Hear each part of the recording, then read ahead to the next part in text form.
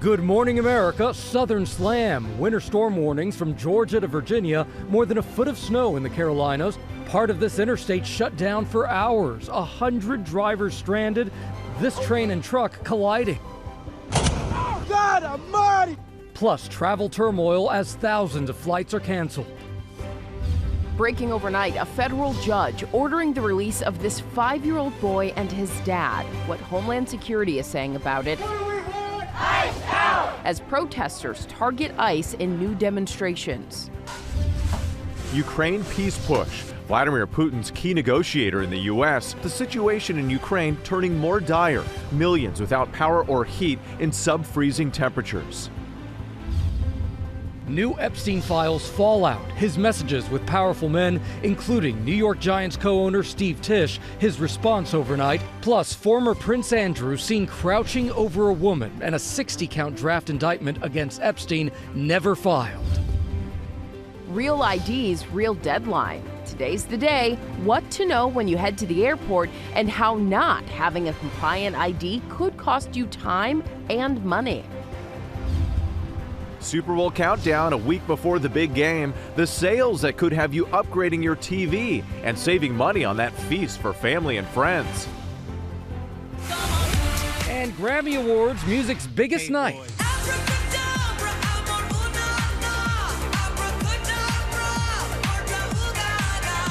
Lady Gaga hoping a little magic comes her way, and other fan favorites hoping to take home the top awards. Who's taking the stage tonight, and the new faces hoping to break out of the ordinary. Live from ABC News headquarters in New York City, it's Sunday. Good morning, America.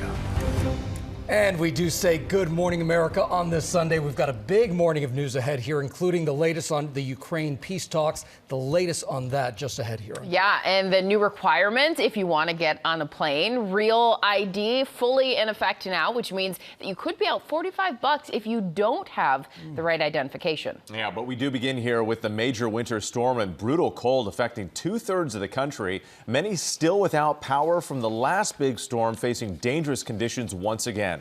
Thousands of flights canceled. We have team coverage this morning, and ABC's Christian Cordero starts us off in Virginia Beach. Christian, good morning. Whit, good morning. Snow started falling here overnight in Virginia Beach, and you can see what's accumulated, but perhaps you can hear the bigger factor. This wind is causing bone-chilling temperatures from the Midwest to the Northeast, all the way as far south as Florida. This morning, millions of Americans waking up to another winter storm that brought snowfall totals rarely seen across the South. Drone footage shows the system's widespread impact in East Tennessee. Homes, roads, and fields are covered as far as the eye can see. Similar scenes across the Carolinas. More than 9 inches of snow now blanket Charlotte. Nearly a foot falling in nearby Kannapolis. Part of Interstate 85 shut down for hours, leaving people in more than 100 vehicles stranded on the highway. The North Carolina National Guard stepped in to help. And this moment from Gastonia shows the moment a train hit a semi-truck stuck in the snow on the tracks. God almighty! Officials say the driver was able to escape uninjured. The roads are proving treacherous from Georgia to Maryland, some areas battling wind gusts up to 70 miles per hour. Our team in Virginia as the system swept through. Here in Virginia Beach, this relentless wind combined with the snow is creating dangerous whiteout conditions for drivers. The storm now heads offshore, but the cold is lingering. Florida and Georgia are under an extreme cold warning this morning, with wind chills in the teens. And the Northeast is still digging out from last week's major storm, plus reeling from brutal temperatures and sub-zero wind chills, as low as -25 in Syracuse, New York. City officials tell us their main goal today is to keep roads drivable in and around Virginia Beach. But you can imagine these conditions are complicating those efforts between the cold, the snow, and the wind. These roads are really slick. Gio? Absolutely, and -25 in Syracuse, just so cold. All right, Christian, thank you so much. Now to the travel chaos due to that storm. More than 4,000 flights already canceled this weekend. ABC's Morgan Norwood is at Newark International Airport in New Jersey with more on this. Good morning, Morgan. It is a travel mess. Yeah, it really is. And we're already starting to see some major travel disruptions. Even this morning, Gio, at least 1,100 cancellations so far, and we only expect that number to grow. I want to talk about what we saw on Saturday. At least 2,500 flights canceled, with airlines making the call preemptively to stay ahead of the storm. The biggest trouble spots are Charlotte, Atlanta, Raleigh, Durham. The airport's sitting right in the storm's path. Charlotte alone has seen at least 1,000 cancellations, and that's largely been impacting American Airlines, which says that they scrapped all its evening flights there due to the weather. The airline expects to resume operations there today, but we're also watching Delta, at least 500 cancellations, many of them tied to its Atlanta hub. This storm system is once again a major stress test for these major airlines, especially American, after the last winter storm meltdown. The good news for passengers, most major airlines have issued travel waivers for this weekend, and if you are flying, experts say that you should check your flight status before showing up here to the airport. Make sure that you have your airline's app downloaded, and also consider rebooking if that's an option for you as well to avoid this travel mess, Gio. Yeah, the airline app, that is the fastest way to do it. Morgan Norwood, thank you so much. Let's go ahead and check on the storm's track and timing now. Meteorologist Drew Tuma from our San Francisco station KGO right here in New York. Drew, good morning. Yeah, good morning. We continue to track that snow across the Carolinas, and that dangerous cold now expanded into Florida. Look at the wind chill right now. Miami feels like 26 this morning. It feels like 5 in Charleston. New York City, it feels like 6 below. So we continue to have those cold alerts. That extreme cold warning continues across the South, Florida. We're keeping our eye on the Carolinas. That winter storm warning still continues. We still have more snow to talk about. They saw several inches over the last 24 hours in North Carolina. The snow right now along the coast, this low, will pull away later on today. So the snow will be ending this afternoon, but then it's all about the winds gusting over 20 miles per hour. That's going to keep the wind chills sub-freezing all day along the East Coast. Janae? Oh, feeling like the 20s in Miami, Drew. My goodness. Thank you so much. Now to the new developments overnight and President Trump's immigration crackdown. A federal judge in Texas ordering the release of a 5-year-old boy and his father following their detention. That sparked a lot of outrage and more widespread protests against the administration's actions. ABC's Ike Ajachi is live in Minneapolis with more. Good morning to you, Ike. Good morning, Janae. Protesters in Minneapolis are back on the streets today as outrage over ICE tactics clashes with a new development in a case involving a 5-year-old boy.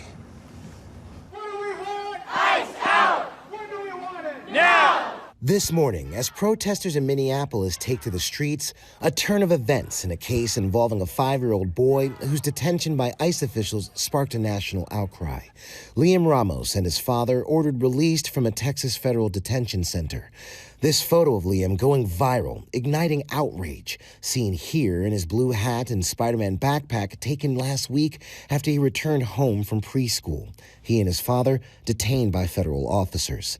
A federal judge now says their removal from their suburban Minneapolis neighborhood was unconstitutional, writing the case has its genesis in the ill-conceived and incompetently implemented government pursuit of daily deportation quotas, apparently even if it requires traumatizing children. The Department of Homeland Security responding, saying ICE did not target or arrest a child, claiming that when agents went to arrest the father, he fled on foot, abandoning his child. For the child's safety, one of our ICE officers remained, and the father told officers he wanted the child to remain with him. This, as another federal judge has denied state officials a temporary restraining order to end the ICE operation in Minneapolis. Department of Homeland Security Secretary Kristi Noem praising the decision. We're grateful when a court sees that the right thing has been done. I think someone needs to call 911. They are seriously, attacking me. And this morning, new concerns over this dashcam video from St. Peter, obtained by NPR News, showing federal immigration agents with their guns drawn, appearing to force a driver out of her vehicle, then detaining her. Get your hands off me. St. Peter police later releasing a statement saying they helped the woman get home after agents dropped her off at the police department. President Trump saying on social media Saturday that federal agents will no longer assist in quelling protests, but they'll still be deployed to protect federal buildings. Whit? All right, Ike Ajachi for us, thank you. Now to the push for peace in Ukraine. High-level talks happening this weekend in Florida as major sticking points remain. ABC News senior White House correspondent Selena Wang has the latest. Selena, good morning. Yeah, good morning to you, Whit. That's right. Major diplomatic efforts are underway this weekend to try and end the war in Ukraine. Vladimir Putin's key negotiator is in Florida this weekend meeting with top Trump officials. The president's special envoy, Steve Witkoff, says their talks on Saturday were productive and constructive. Now, on Thursday, President Trump says he personally asked Putin to stop attacks on Kyiv and other Ukrainian cities because of the extreme cold. Since then, Russian forces have not hit Ukraine's energy infrastructure, but drone attacks have continued. And Russia says that pause on strikes expires today. Now, currently, the situation in Ukraine is dire. Millions have been living for days at a time without electricity or heating, and temperatures well below freezing. And with the head of one of Ukraine's energy providers warns that Russia's attacks is pushing the country towards a humanitarian catastrophe. Definitely something to watch there. And Selena, while we have you, another big story happening here at home. The government is still partially shut down. Is there any update on the timing of this and when it could possibly end? Yeah, Whit. So the short answer is it's unclear. The Senate has already passed a spending deal that is backed by President Trump, and that plan strips out Homeland Security funding from the broader package, giving the department 2 weeks of funding to allow time for negotiations. But overnight, the House Minority Leader said Democrats will not help Republicans fast-track this funding bill, saying they need concrete commitments about reforms to federal immigration enforcement. Democrats are demanding new restrictions after the killing of Alex Preddy and Renee Good in Minneapolis, but Republicans, Whit, are already pushing back on some of their demands, so it could still be a long road ahead. Yeah, a lot at stake here in the days ahead. Selena Wang for us. We appreciate it. And tune into This Week later on this morning. George Stephanopoulos speaks with Deputy Attorney General Todd Blanche about the Justice Department's release of the Epstein files.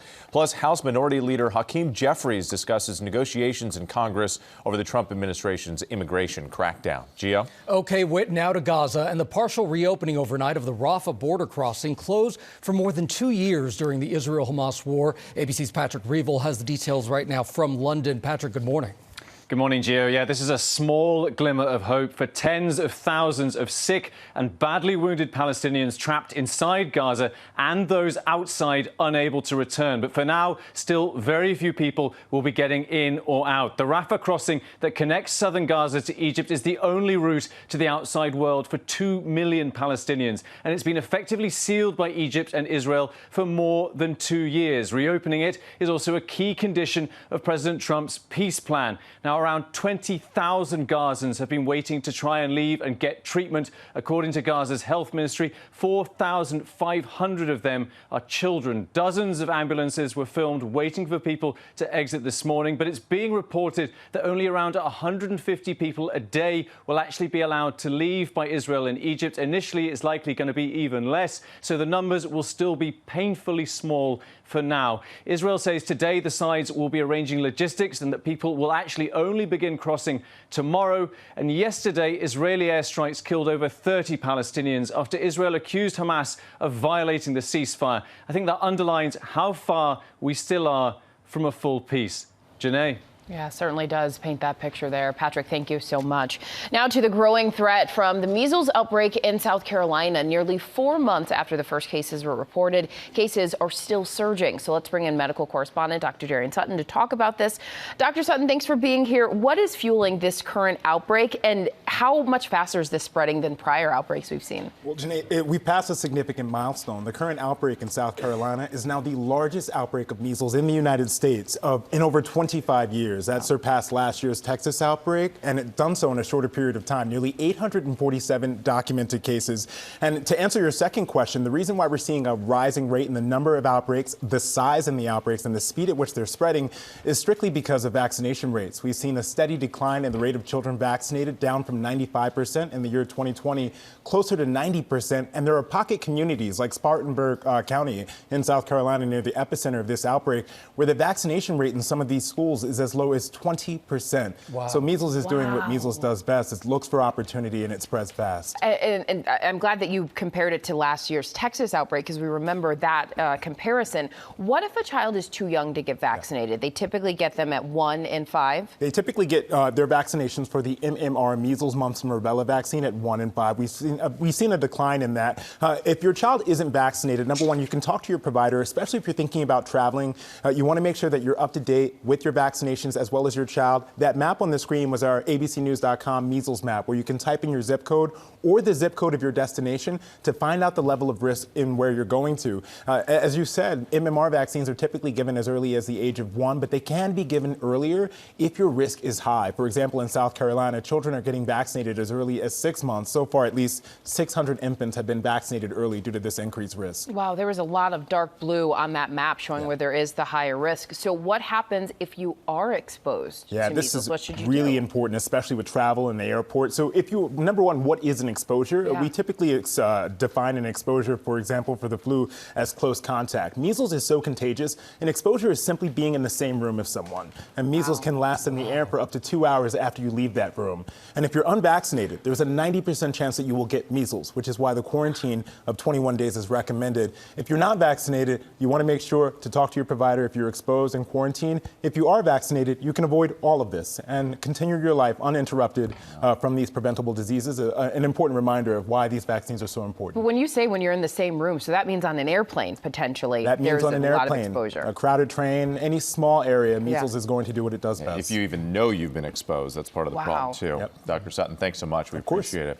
All right, turning now to the men's Australian Open final and the battle between the sport's most decorated champion and its brightest young star. ABC's Andrew Dimbert has all the highlights for us. Andrew, a wild morning here. A really wild morning. The Australian Open now has a new champion, and his name is Carlos Alcaraz, the 20-year-old Spanish phenom capturing his first ever Australian Open title overnight, defeating Novak Djokovic in a thrilling 4-set match. After Djokovic took down the first set, it was all Alcaraz from there, matching Djokovic's experience with unrelenting speed and precision, besting the 10-time Australian Open champion overnight. And with the victory, Alcaraz now owns Grand Slam titles on 3 different surfaces, cementing his status as the future and very much the present of men's tennis. For Djokovic, the loss snaps his perfect record in Australian Open finals and denies him another historic milestone. A win would have made Djokovic the all-time leader in Grand Slam titles. Instead, it's Alcaraz coming out on top, down under. A statement win on the sport's biggest stage and possibly the beginning of a new era, becoming the youngest man to complete the career Grand Slam at just 20 years old. Gio, what were we doing at 20? Oh, absolutely. Well, not that. Not that. All right. A few things. Andrew, thank you so much. All right, a 59-car pileup in California left 10 people injured, and a highway looking like this, a junkyard, really. The Highway Patrol says that it was a foggy morning there in Tulare County with visibility between 100 and 200 feet when the crashes happened. The accident forced the closure of Highway 99 for most of the day. All right, we are just hours away from music's biggest night, and ABC's Will Gantz is here with a preview of tonight's Grammy Awards. Good morning, Okay, Will. get ready for the glasses first of all, and the sound effects for this list of names. Okay. Okay. Reba McEntire, Pharrell Williams, Post Malone, and Lady Gaga. Rob. I wasn't expecting that one. She went for it. Thank you. Mother Monster, as she's known to her fans, hoping tonight might end a 17-year streak of missing out on Album of the Year. Take a look. It's music's biggest night, and this year could be the most competitive ever. You know what to do. The night's top award, Album of the Year, could go in any direction. After 45 nominations over 17 years, Lady Gaga is hoping to make Grammy's magic out of mayhem in that category.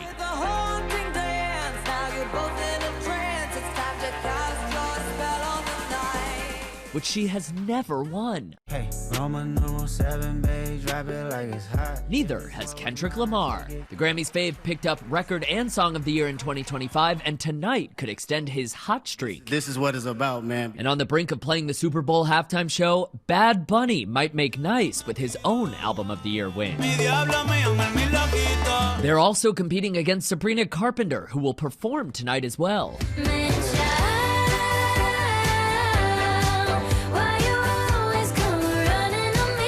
And so will the Biebs, after a 4-year hiatus from the Grammy stage. And of course, it's not a Grammys party without Bruno Mars. Also performing tonight. And all eyes are on the Best New Artist category. Who will take home that Grammy, following in the footsteps of Mariah Carey, Adele, and Chappell Roan? You have Alex Warren, who had the biggest #1 hit of last year. You have Somber, who had multiple really big hits last year. It really could go to all 8 of the Best New Artist nominees, and that's what makes it so competitive. And the good news for us, at least, is that all 8 Best New Artist nominees are confirmed to perform tonight, too. That means Olivia Dean, Cat's Eye, Leon Thomas, Addison Rae, and the rest. And we will have continuing coverage of the Grammys on ABC News Live throughout the night. What a show. It really is. Cat's Eye really making a splash now. They sure are. And I'm hoping Gaga takes it. Everyone is worthy and deserving, but 45 nominations and no album of the year. She deserves it. Yeah. She really does. It's time. All right. Thank you, Will. All right. Still ahead here. New details emerging from the latest Epstein files release. High-profile names and pictures in the documents. Plus, the major airport security change going into effect today. What you need to know before heading to your flight. And we are counting down to the Super Bowl with some super deals ahead of the big game.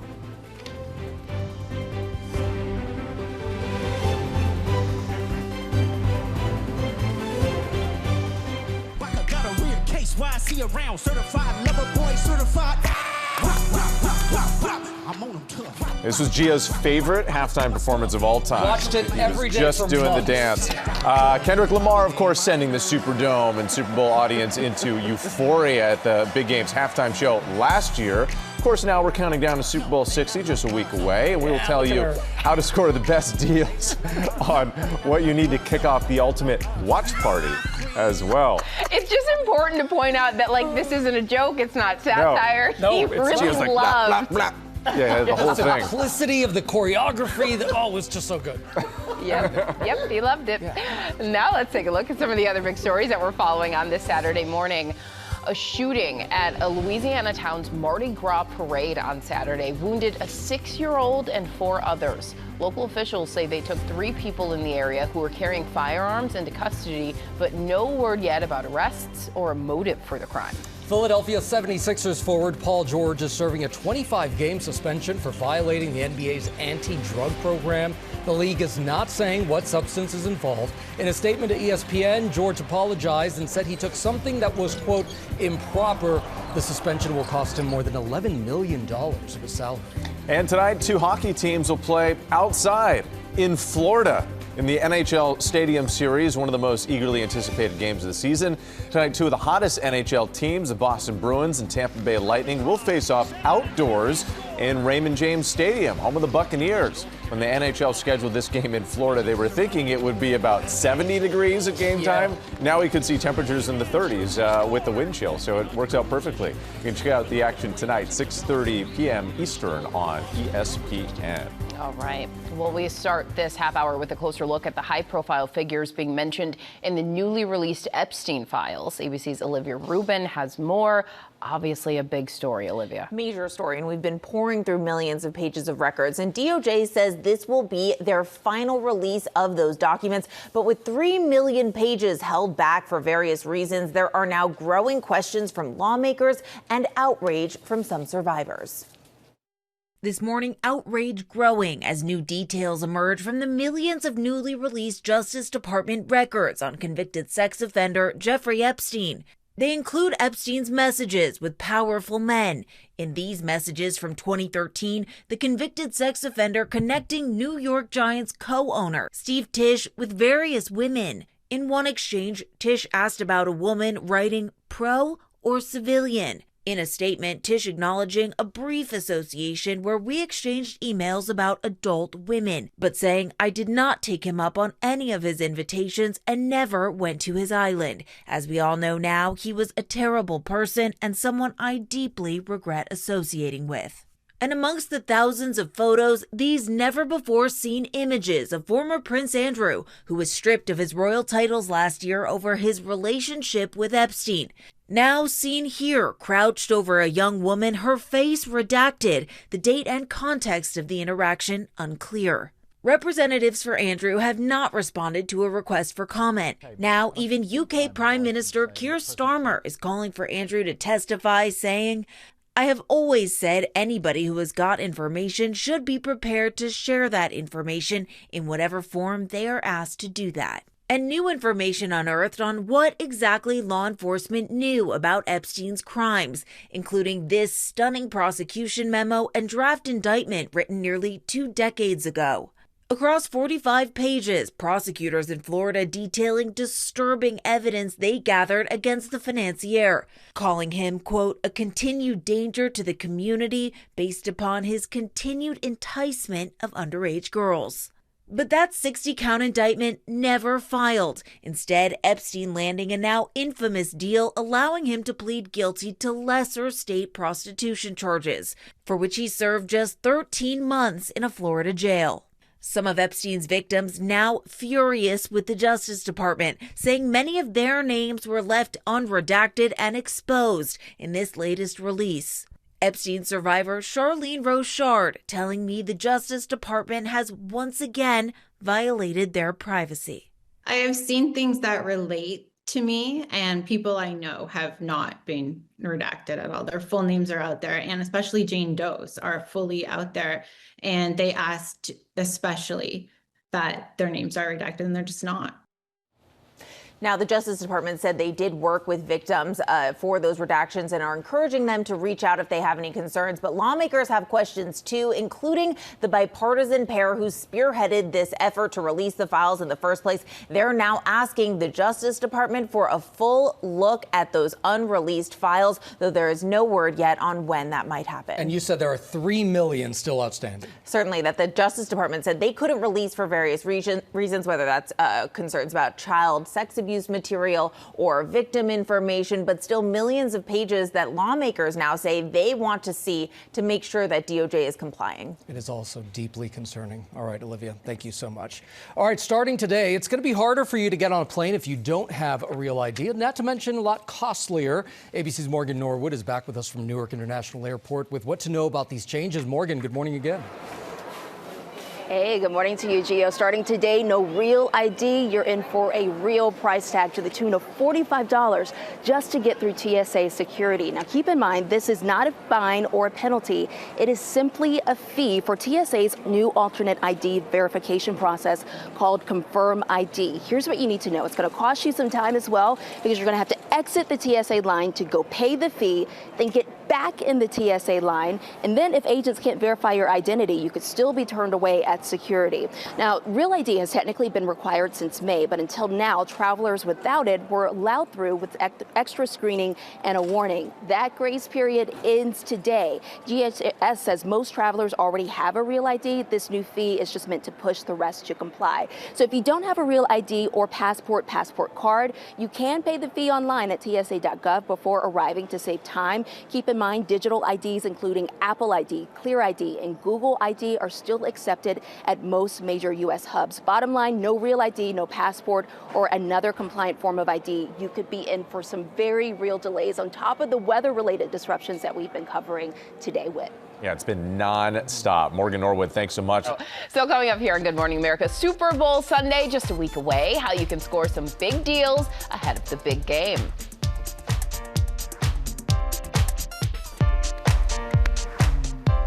We are back now at GMA as we count down to the Super Bowl, just a week away, and Will Gans is here with sales that can help you elevate your home game, right? That's exactly right. Wait, pro tip number 1, don't blow a bunch of money on merch for a team you're only going to root for one time. Instead, spend that money on things that will bring you true happiness, like a new flat screen.